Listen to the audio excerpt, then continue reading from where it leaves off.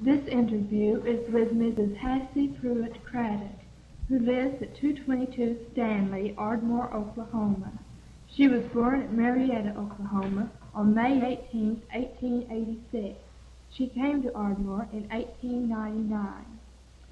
Mrs. Craddock, I understand that the schools then were quite different than they are now. Could you tell us something about them? They were.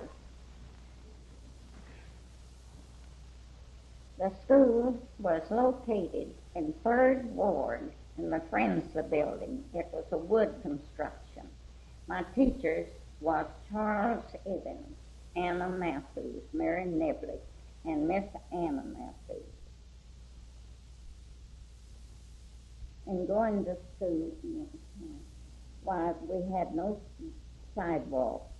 We just walked on dirt and on days. I had a horse and buggy. I'd ride to school. Oh, all right. And where did you buy your supplies? We bought our supplies at Hayden and Adams' store. When my father and mother would go to the store to buy their merchandise and groceries, Mr. Adams would set me up on the counter and feed me red stick candy while my father and mother traded. Well, I understand there was a very interesting and exciting thing that happened. Could you tell us about that? Yes. It was a horse and buggy run away down the street in front of the furniture store, upset chairs and furniture and a little of everything. Oh, that must have been a sight to see. Well, what about your preserving your food and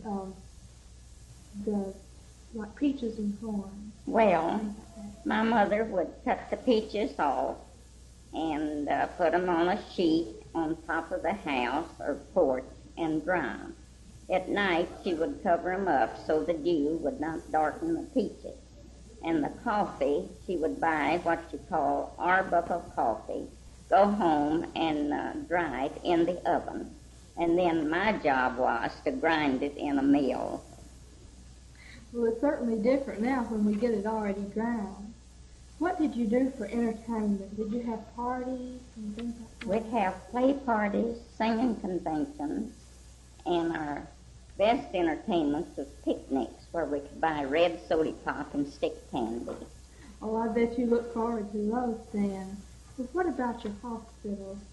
Well, I don't remember any hospitals when I was a little girl. Well, do you remember when the first one did come in to assist? Yes, it is Dr. Hardy and Von Keller's hospital. It was over Fiddler's drugstore now.